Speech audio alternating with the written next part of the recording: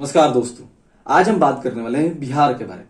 बिहार का नाम सुनते ही आपके दिमाग में जरूर एक इमेज बनता होगा, चाहे वो अच्छा बनता हो या बुरा बनता हो। लेकिन हम ये कंफर्म जरूर कर सकते हैं कि अभी जो आपकी मानसिकता होगी बिहार के बारे में सुनते ही कि हाँ वही बिहार जहाँ के बच्चे चीट करके पास करते हैं, हाँ वही बिहार जहाँ के लोग फैक्ट्री में ज्यादा काम करते हैं।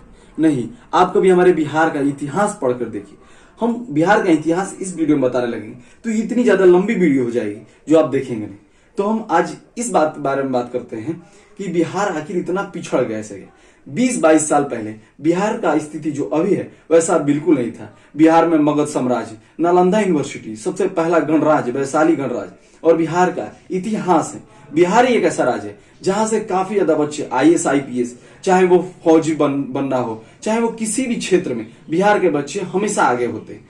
तो आखिर इतना ज्यादा विकसित बिहार जो अभी बर्बाद हो चुका है पूरी तरह से, आज इस वीडियो में समझते हैं। पहली बात, बिहार में फैक्ट्री की बहुत कमी है। 1952 के पहले बिहार में फैक्ट्रीज की मात्रा बहुत अधिक थी। पहले बिहार में 40%, भारत का कुल 40% बिहार से ही चीनी का उत्पादन होता था। बिहार में पहले 3000 राइस मिल थे। तो आखिर इतना ज्यादा फैक्ट्रीज वाला बिहार कैसे अभी बिहार में एक भी फैक्ट्री की, इतनी ज्यादा फैक्ट्री की कमी है। अभी ऐसा हाल है बिहार का कि बिहार में फैक्ट्रीज है ही नहीं। देखिए 1952 से पहले हम आपको बता दें कि बिहार में बहुत ज्यादा फैक्ट्रीज थी। लेकिन जब सरकार ने ये देखा कि जो भी कंपनी है वो बिहार की तरफ ही रुख करी है, क्योंकि यहाँ पर बहुत ज्यादा नेचुरल रिसोर्सेज है, तो भी कोई भी कंपनी को आसानी से नेचुरल रिसोर्सेज बिहार में मिल जाता था, झारखंड में, मध्य प्रदेश में मिल जाता था। लेकिन सरकार ने जब ये देखा कि सारा जो फैक्ट्रीज है वो बिहार की तरफ बढ़ रही है, तो बिहार बहुत ज्यादा विकसित हो जाएगा और एक ही राज्य होगा जो बिहार बहुत ज्यादा डेवलप्ड कर जाएगा और जो दूसरे राज्य है वो धीरे धीरे पिछड़ने लगे।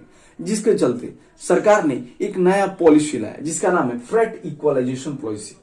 ये क्या पॉलिसी? देखिए, फ्रेट इक्वलाइजेशन पॉलिसी एक ऐसा पॉलिसी है कि यदि भी कोई भी कंपनी या कोई भी व्यक्ति चाहता है कि फैक्ट्री हम लगाएं बिहार में या कहीं भी फैक्ट्री लगाएं जहां उसे आसानी हो लगाना, वो लगा सकता है। फिर बात आएगी कि वो रॉ मटेरियल जहां बिहार में आसानी से मिल जाता है वहीं दूसरी जगह रॉ मटेरियल में काफी ज्यादा हमको खर्चा लगा।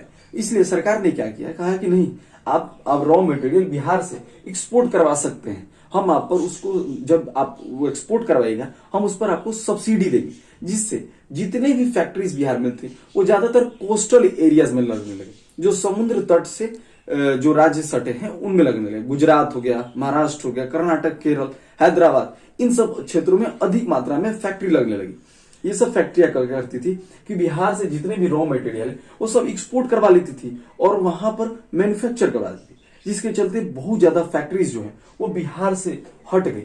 ये पहला बिहार को झटका दिया जो बिहार को बर्बाद करने का था। दूसरी बात, जो बिहार की पॉलिटिक्स है, बिहार का राजनीति इस प्रकार से राजनीति है जैसे एक बच्चा होता है। क्या होता है कि बच्चा अगर रोता है तो कभी कोई गोद में लेता है, कभी कोई गोद में लेता है, जिसकी गोद में वो शांत हो जाए वही उसको खिलाने लगता है। सेम बिहार की राजनीति भी वही है।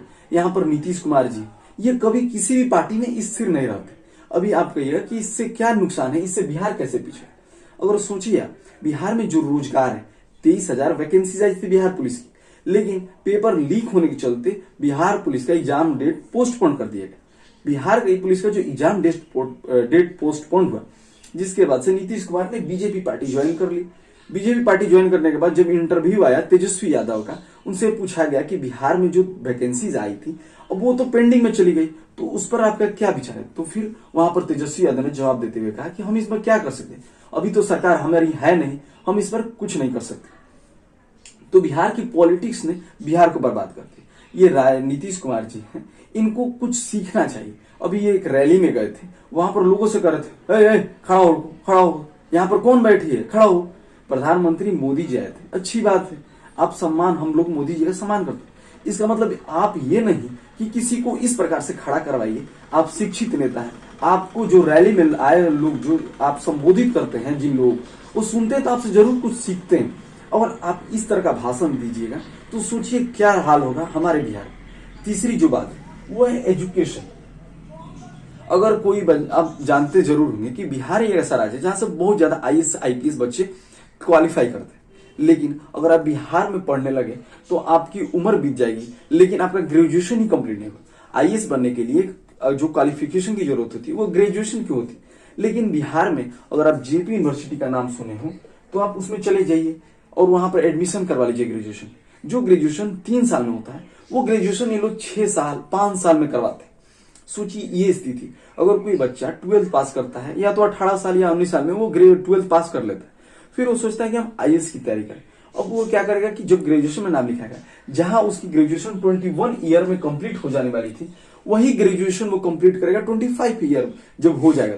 सोचिए उसकी उम्र का भी कोई नहीं, वो 25 साल तक ग्रेजुएशन ही करता रह जाए तो आईएएस की तैयारी कब करेगा। ये बहुत बड़ा एजुकेशन में दिक्कत करता है। जो टीचर्स हैं वो भी फर्जी है। अब अभी के जो हालात हैं वो बहुत ज्यादा सुधर रहे हैं, लेकिन जो पहले बिगड़ गए उसको सुधारने में काफी ज्यादा टाइम लगेगा। जो बच्चे पढ़ने जाते हैं उनको वो शिक्षा नहीं मिलती, वो कहते हैं कि हम आए हैं अटेंडेंस बनाने के लिए, और वहां पर जो शिक्षक है वो बैठकर धूप, ठंडी का दिन है तो धूप सेक रहे हैं या मोबाइल चलाते हैं, रील्स स्क्रॉल करते हैं। आजकल भारत की स्थिति ये है कि आज आप कहीं भी 2 मिनट बैठे खाली तो वहां पर बच्चे क्या करते हैं, रील्स स्क्रॉल करने लगते हैं। तो इस प्रकार से भारत की स्थिति तो इंस्टाग्राम बर्बाद कर, टीचर्स भी इसका आजकल बहुत ज्यादा यूज कर रहे हैं।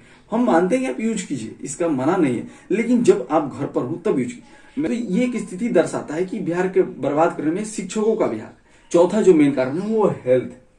सरकारी संस्थानों, सरकारी अस्पतालों में सुविधाएं उपलब्ध नहीं।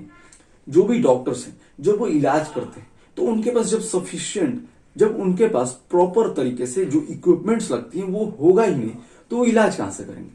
तीसरी बात, जब आप वहां पर जाइएगा दवाइयों के लिए, दवाई है तो उनके पास बहुत ही कम मात्रा में दवाई होती है, वो कहते हैं कि बाहर दुकान में उनसे जाके खरीद लीजिए।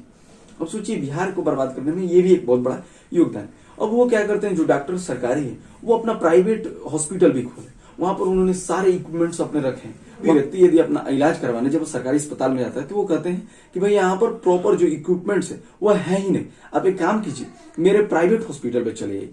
उनकी भी मजबूरी है और वहां से उनको अर्न भी कर सकते हैं। तो ये जो हेल्थ को बर्बाद करने में बिहार का भी बहुत बड़ा हाथ है। चौथा जो लास्ट कारण है वो है रोड। अब 17,500 करोड़ की लागत में एक पुल बना, पुल ढह गया, लेकिन उसका कोई खबर नहीं था कि पुल कैसे ढहा। ना किसी नेता ने इस पर मांग की जांच की, ना इस पर पुलिस ने कोई जांच की। कैसे कोई जांच करेगा? अगर कोई ठेकेदार, अगर उसके पास कोई कंस्ट्रक्शन का जब आता है, जब कोई कॉन्ट्रैक्ट आता है तो उसमें उसको कुछ नेता को देना होता है। इस प्रकार से बिहार की राजनीति, या हम कहें तो जो रोड, जो इंफ्रास्ट्रक्चर है वो पूरी तरह से बिहार को बर्बाद करने में बहुत बड़ा हाथ है। तो ये मेन कारण थे जिसके चलते बिहार बहुत ज्यादा बर्बाद हो गया। तो यही मेन कारण है जिसके चलते बिहार बहुत ज्यादा पिछड़ गया। तो मिलते हैं नेक्स्ट वीडियो में, तब तक के लिए जय हिंद।